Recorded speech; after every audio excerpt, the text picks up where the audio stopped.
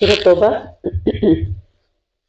तौबा का मानी है तौबा ही करना, यानी इसमें चंद सहाबी हैं जिन्होंने जिहाद पर न जाने की वजह से तौबा की थी। अल्लाह रब्बुल इज़्ज़त ने उनका वाक़या पूरा तफसील से बयान किया है, इसलिए इसका नाम सूरह तौबा रखा गया है। हाँ जी, इसके शुरू में बिस्मिल्लाह ना होने की वजह ये है कि सूरत अनफाल और सूरत तौबा का मौजू जिहाद है, यानी एक ही बात चल रही है। एक ही बात जब चल रही होती है तो उसमें बीच में गैप नहीं दिया जाता। कुछ उलमा कहते हैं कि यही वजह थी, और कुछ उलमा कहते हैं जब अल्लाह ने लिखवाई ही नहीं तो सब हमें भी यही सोचना चाहिए कि बस ये अल्लाह की हिकमत है। लेकिन मेन बात वही है कि दोनों में जिहाद का सिलसिला चल रहा है, एक ही बात चल रही है, एक ही मौजू है, इसलिए बिस्मिल्लाह नहीं रखवाई गई।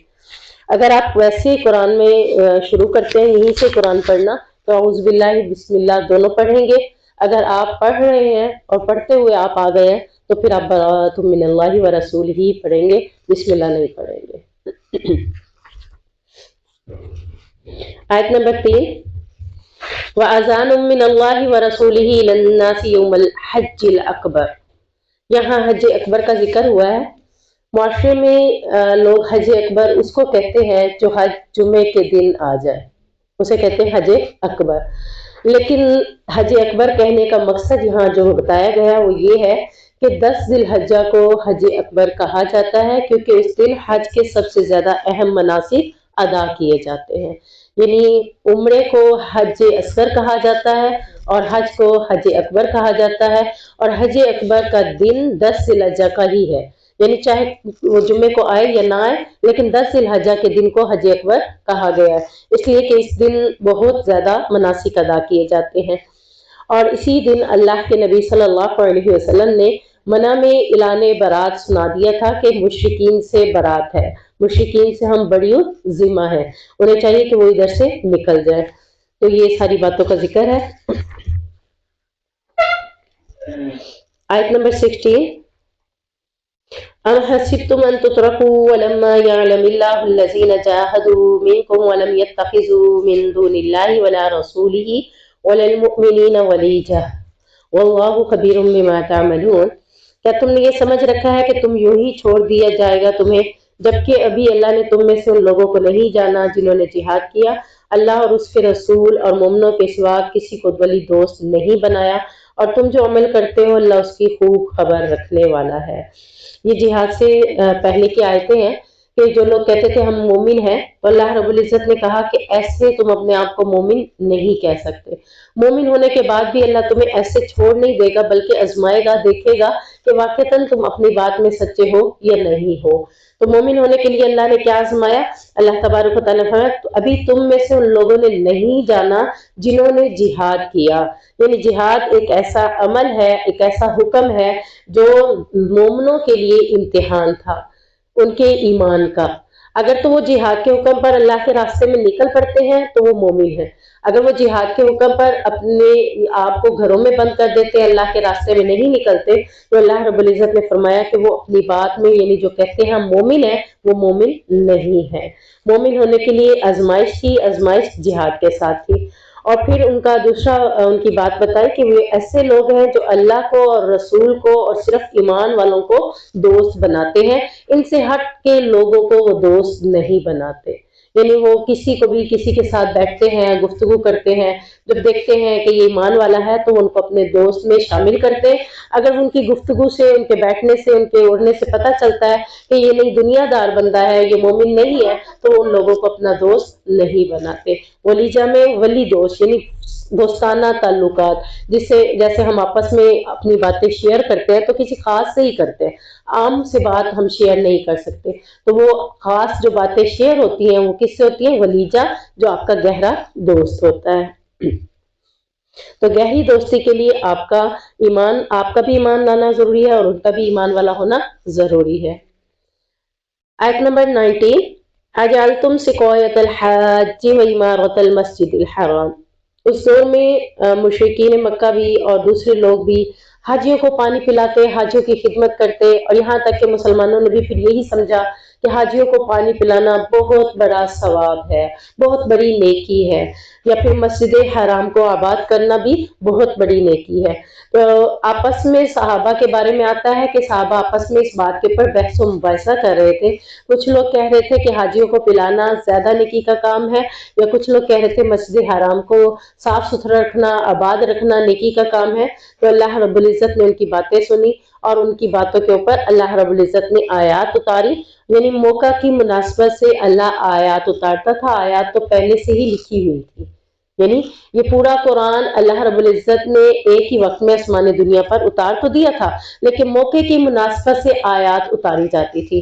تو جب یہ بحث و مباحثہ ہو رہا تھا تو اللہ کے نبی صلی اللہ علیہ وسلم پر وحی نازل ہوئی، اجعلتم سقایۃ الحاج، کیا تم نے حاجیوں کو پانی پلانا اور مسجد حرام کو آباد کرنا اس شخص کے اعمال کے مانند قرار دے رکھا ہے، جو شخص اللہ پر بھی ایمان لاتا ہے، آخرت کے دن پر بھی ایمان لاتا ہے، اور پھر اللہ کے راستے میں جہاد کرتا ہے۔ تو دونوں لا یستوون عند اللہ، اللہ کہہ رہے دونوں اللہ کے نزدیک برابر نہیں ہیں۔ جہاد والوں کے درجے زیادہ ہیں بنسبت مسجد حرام کی صفائی کرنا، آباد کرنا، یا حاجیوں کو پانی پلانے کے، یعنی وہ نیکی تو ضرور ہے، لیکن نیکی میں اتنا بڑھ کر آگے نہیں ہے جتنا جہاد میں نیکی کے راستے میں آگے بڑھ جانا ہے۔ تو اللہ نے یہاں واضح کر دیا کہ جہاد ہمیشہ اوپر کے مقام پر ہے۔ دیکھیں ایمان والوں کی آزمائش بھی اسی حکم سے ہو رہی ہے، تو جہاد سب سے اوپر ہے۔ جہاد کو کیا کہا گیا ہے؟ کوہان، اسلام کی کوہان کہا گیا ہے۔ جیسے اونٹ کی کوہان ہوتی ہے، ایسے جہاد کو اسلام کی کوہان کہا گیا ہے۔ اور آپ دیکھتے ہیں کہ جب اللہ کے نبی صلی اللہ علیہ وسلم پر لوگ ایمان لائے تھے تو بڑے فقیری حالت میں تھے، کچھ نہیں تھا کھانے پینے کو، اور عزت بھی نہیں تھی۔ عزت بھی آئی اور مال بھی آیا، تو کس سے آیا؟ جہاد سے آیا۔ انہوں نے تجارتیں نہیں کی تھی، حالانکہ ایک موقع پر آپ نے سورہ بقرہ کی آیات میں پڑھا تھا کہ انہوں نے کہا تھا کہ اب ہم اللہ کے راستے میں خرچ نہیں کرتے، اپنے ہاتھوں سے ہم تجارت اور کھیتی باڑی پہ پیسہ لگا کر وہ کرتے ہیں۔ تو اللہ نے فوراً ان کو مخاطب کرتے ہوئے آیت میں کہا وَلَا تُلْقُوا بِأَيْدِيكُمْ إِلَى التَّهْلُكَةِ، کہ تم اپنے ہاتھوں کو ہلاکت میں نہ ڈالو۔ یعنی جہاد تمہارے لیے بہت ہی ضروری ہے۔ تجارت اپنی جگہ ہے، لیکن جہاد تمہارے لیے سب سے افضل ہے، کیونکہ اللہ چاہتا ہے کہ مسلمانوں کو جہاد کے ذریعے اللہ عزت دے اور مال بھی دے۔ یعنی یہ سمجھ لیں یہ بھی ایک تجارت ہے، اور یہ سب سے بیسٹ تجارت ہے۔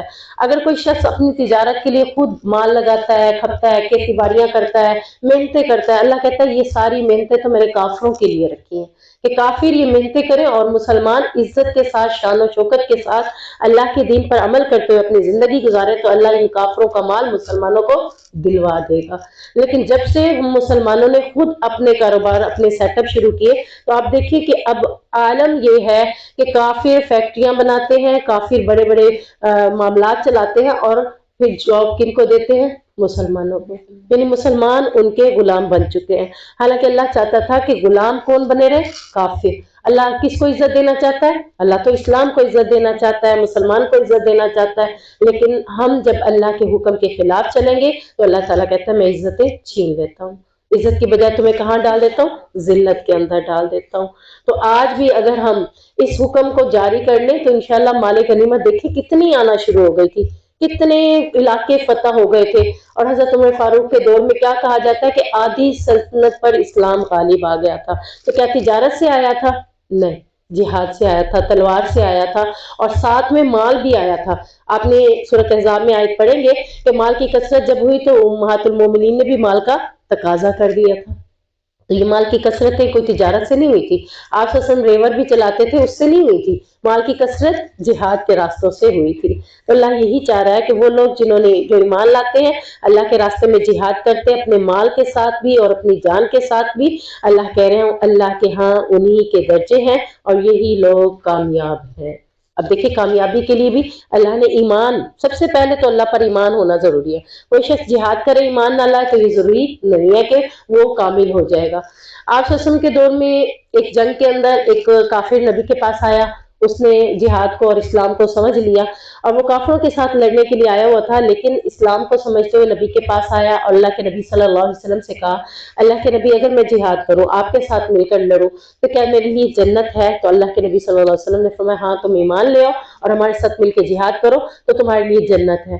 کہتے ہیں اس نے اسی وقت جنگ کے میدان میں ہی اسلام کو قبول کیا، اور اسلام کو قبول کرنے کے بعد اسی جنگ میں اس نے حصہ لیا اور اسی میں ہی وہ شہید ہو گیا۔ ابھی اس نے نماز نہیں پڑھی، زکوٰۃ نہیں دی، کوئی نیکی کا عمل، کوئی اس نے قرآن کے احکامات ابھی نہیں سنے، صرف ایمان لانے کے بعد اس نے اگلا کام کیا کر دیا؟ جہاد کا کر دیا، تو اللہ نے اس کو جنت کی بشارت سنا دی تھی۔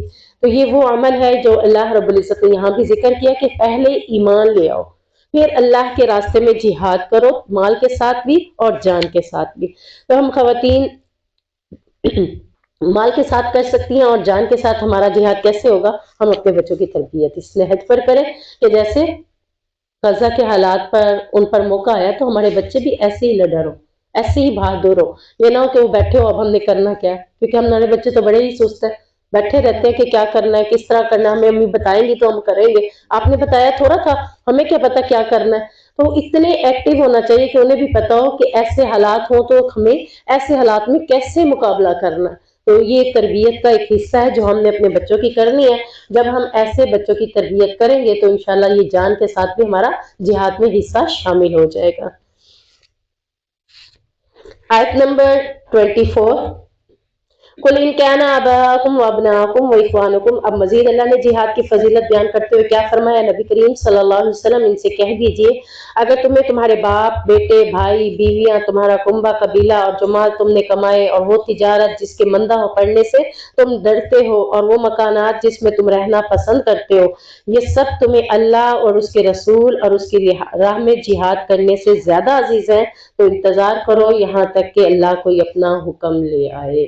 یعنی ایک طرف جہاد کا حکم ہو جائے اور ایک طرف تمہیں یہ چیزیں پیاری لگ رہی ہو، جہاد پیارا نہ لگے تو پھر تو اللہ تعالیٰ کیا کہہ رہا ہے؟ پھر انتظار کرو، اللہ ہی کوئی حکم لے آئے گا۔ اللہ ایسے فاسق کیوں کہا؟ کیونکہ یہ گناہ کر رہے ہیں۔ فاسق کس کو کہا جاتا ہے؟ گناہ گار کو کہا جاتا ہے، گناہ کرنے والے کو کہا جاتا ہے۔ تو اللہ کہتے ہیں ایسے گناہ گار کو اللہ ہدایت بھی نہیں دیتا۔ تو جب بھی کبھی ایسا موقع آئے تو یہ نہیں کہنا کہ نہیں بھی مجھے تو گھر پیارا ہے، مجھے تو ماں باپ پیارے ہیں، مجھے تو اپنے بھائی پیارے ہیں، میں یہ کاروبار جو کیا ہوا ہے اس کو ایسے کیسے چھوڑ کے چلا جاؤں۔ تو اللہ تعالیٰ کہتے ہیں آپ کی ترجیح کیا ہونی چاہیے؟ اللہ کے راستے میں نکلنا آپ کی ترجیح ہو جائے۔ جیسے حضرت حنظلہ کا واقعہ آپ کو میں نے بتایا تھا، ترجیح کیا تھی؟ بیوی تھی؟ نہیں تھی نا، ترجیح کیا دی؟ اللہ کے حکم کو۔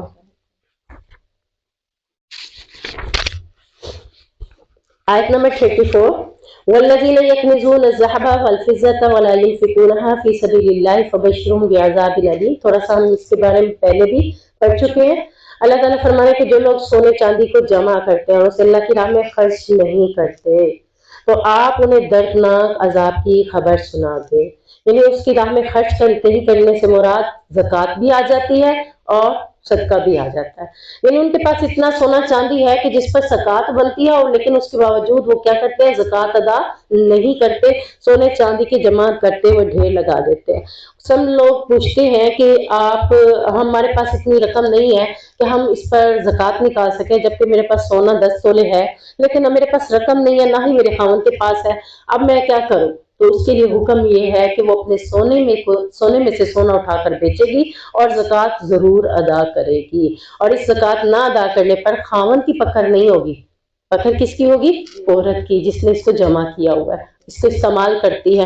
اور کل قیامت کے دن کیا فرمایا جائے گا؟ اس کے مال کو دوزخ کی آگ میں تپایا جائے گا، پھر اس سے اس کے ماتھوں کو، اس کے پہلوؤں کو، اس کی پیٹھوں کو داغا جائے گا اور کہا جائے گا یہ ہے وہ مال جو تم نے اپنے لیے جمع کر رکھا تھا۔ تو بجائے یہ کہ ہمارے ساتھ یہ الزام ہو، اس کے مقابلے میں ہمارے لیے جنت کے اعلیٰ باغات تیار ہو سکتے ہیں۔ اس کے لیے یہی ہے کہ ہم زکوٰۃ بھی ادا کریں اور صدقہ و خیرات بھی کثرت کے ساتھ اللہ کے راستے میں دیتے چلے جائیں۔